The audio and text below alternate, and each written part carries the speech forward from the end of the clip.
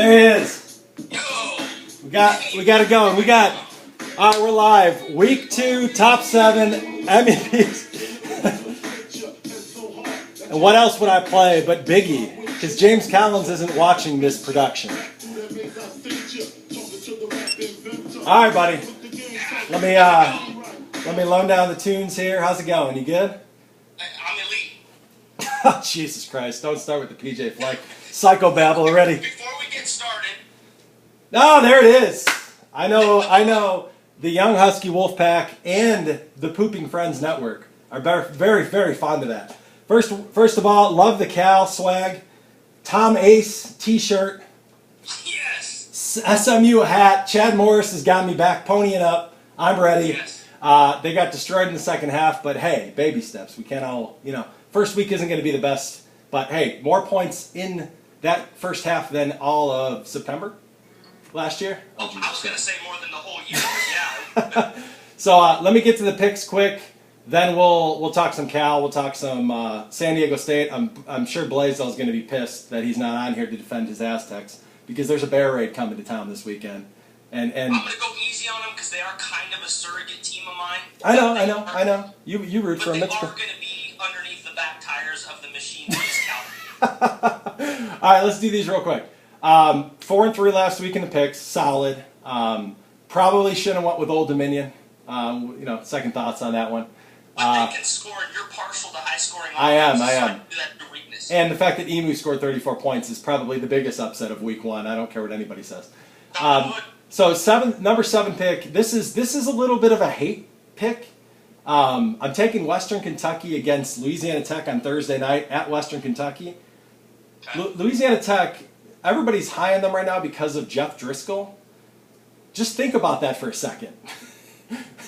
Jeff Driscoll just spent the last 3 years being probably the worst quarterback I've ever watched play for Florida. For 82 yards a game. Right. And I understand that it's a new change of scenery and all that. And I understand that Western Kentucky only scored 14 on Vanderbilt. But Vanderbilt, good defense, SEC defense. Why is that game a pick-em? And at Western Kentucky, they should win. I think Western Kentucky has a chance to go 11-1. I don't see how Louisiana Tech is going to beat them. Skip Holtz isn't some sort of great coach either, I like Western Kentucky by a couple scores in that one. I think so too. A push. 6th pick, this line, I was talking to the weatherman earlier about this, some weird lines this week. So the 6th pick, we got Air Force against San Jose State at Air Force, only having to cover 6 points. San Jose State was terrible last year. They won 3 games. Air Force won 10. What am I missing? I know that they both beat the school for the blind and deaf in week 1. So, they're both coming off big wins. But did David Fales go back to school? I thought they went back to the FCS. Right. And I understand that, it's early, so we don't know that much. But 6 points, that's it? No, I think I like Air Force that's way a good bigger one. than that. And sticking to the theme for another week of picking teams that I hate to cover, big spreads. Florida State covering 27 against South Florida. I know you're a little skeptical about it. I know it's an early start. It's Florida State where right now I feel like Florida State, because of the Jameis Winston stink, because of the arrests, everybody's kind of forgot that they're still really, really good, and they probably have as much talent as Alabama and Ohio State. And when Golson doesn't throw picks, they're going to be really good, and they're going to score 50-something points at everybody. Right. I think South Florida's pretty bad, and I didn't see anything last year that tells me that they're going to be able to score. Are they going to be able to score 20 points? Because Florida State's going to probably score 40-something on them. Yeah. To me, it all hinges on if anybody smacks any chicks, and there's 4 days before the game still, so that's definitely a variable. But I think that Florida State had their little tune-up last week, and I think they're going to pour it on this week. So I would go over on that. And even in the second quarter last week, it was 21-10, and you're thinking, oh gosh, maybe they're not, and they still ended up beating them 50-13 or something. I'm just taking them. I feel like if people didn't have the Jameis stink, it would be 35. But people are so down on them for all the off the field stuff, which they should be, because if they are hitting women. That is not it's not really something we promote here at the MEPs. We're against violence against women, we're against violence against women, but I just think that they'll kill them, and I think that Florida State, once they're challenged, we're talking different, but it's South Florida. Number 4 pick, another weird one, and it's because of an injury. Syracuse only having to cover 4 versus Wake Forest in Syracuse.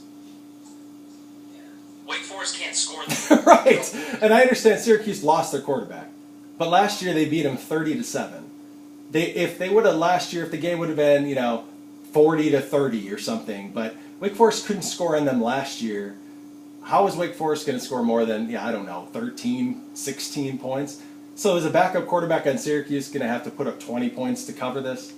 I feel pretty good about that. I think there's more talent on Syracuse. I think Wake Forest is just, they're in the baby steps of whatever, the guy, what's his name? I can't even think of his name. That's putting it together to have a better program. But, 4 points, that's it. Well, real quick, speaking about not scoring, I hate to do it, but I switch up. There we go. I like it. Okay. And that hat is awesome because it kind of makes you look like the Virginia Bear Bryant. And we can go off on a tangent here for a minute in the middle of this. I did talk to Pond today. He's very psyched for the video. He's very psyched that you were coming on because he knows you're his West Coast fan base.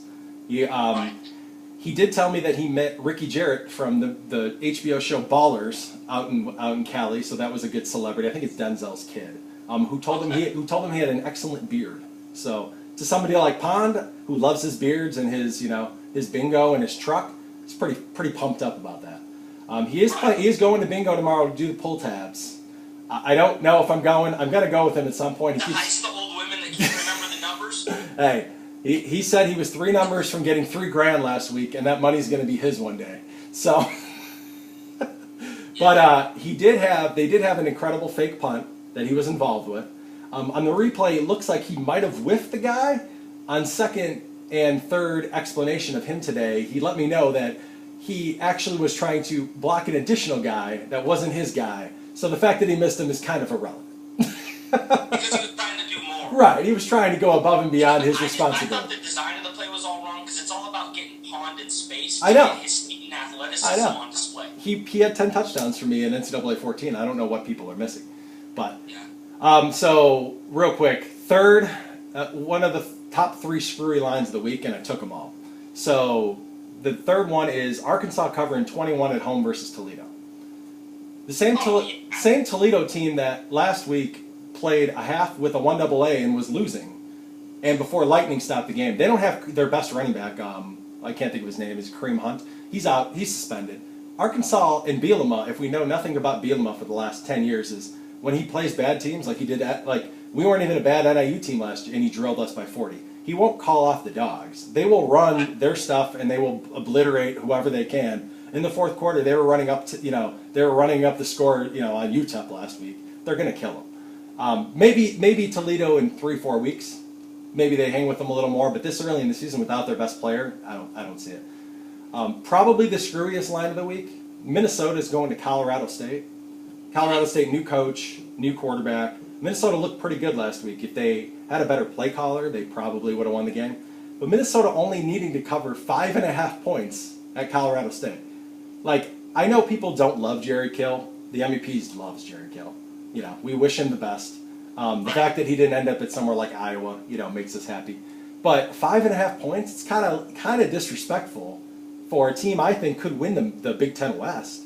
In Colorado State, I know they've been a good program, but they just lost their coach and quarterback. Right, and they didn't beat anybody last week. If they would have played maybe even Colorado in week 1 and beat them, I would have felt much differently about the state of Colorado State football. But I'm looking at a team that almost beat the second-ranked team in the country last week, and they got to go on the road, sure, but 5.5 points, and it's an afternoon game. It's not a night game, or it's not a Thursday night game.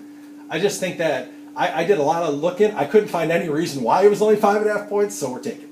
That's crazy. Jerry Kill, be careful. It's a little thinner air over. I don't want to see anything go haywire with you in your condition.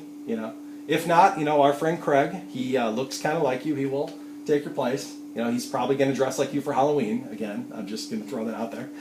And the number one pick of the week stood out to me so much that I'm kind of worried that it stood out to me so much. But an MEP's favorite, App State, you know, I'll never forget what they did for us. You know, they beat Michigan and arguably they allowed me in a day that we lost to Iowa, Northern lost to Iowa, and Notre Dame got dump trucked by Georgia Tech, as bad as I've ever seen them lose a game. And we weren't the stink of the day. It was one of the greatest days ever because I've never felt so excited for such a random thing to have happen. So we'll always be forever grateful. But Clemson is hosting them, and they're only having to cover 17 points.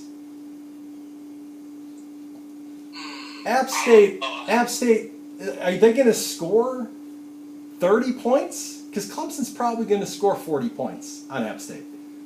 No, I think Clemson definitely.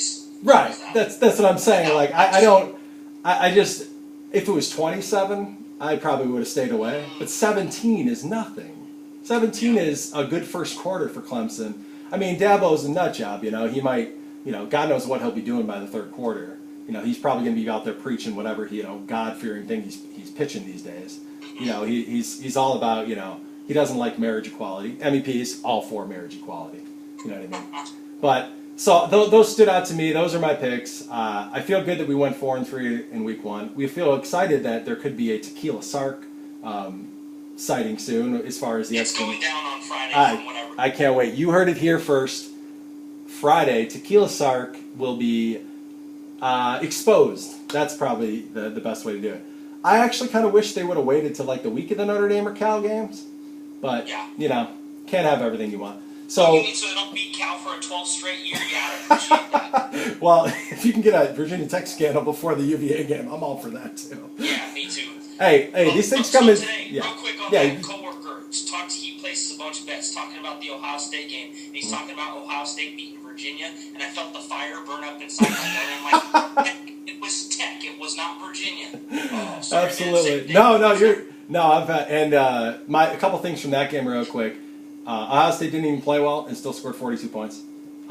J.C. Barrett should be their quarterback. I think Urban's doing this as like a favor to Cardell so that because he didn't go pro. But I think ultimately if they get in a situation where the game is close and they actually have to compete when it matters, Barrett's probably in. And Michael Brewer saying that he can take the pain, you know, like you're going to have to take more to knock me out of this game, and then 30 seconds later on the telecast breaking his collarbone. Well, he kind of got what he asked for. But Michael Brewer saying tell Urban he got lucky because he is knocked out of the game. Arguably one of the most ridiculous things I've ever heard spoken. Well, he's definitely worth 25 points and a half, so that's fair. To a sideline reporter ever. Somebody tell Michael Brewer that. I believe he's 7-7 now as the Tech starter, so maybe those other 7 teams. When he got shut out in an entire 60-minute game versus Wake Forest, I don't think Urban was shaking watching the tape for this year.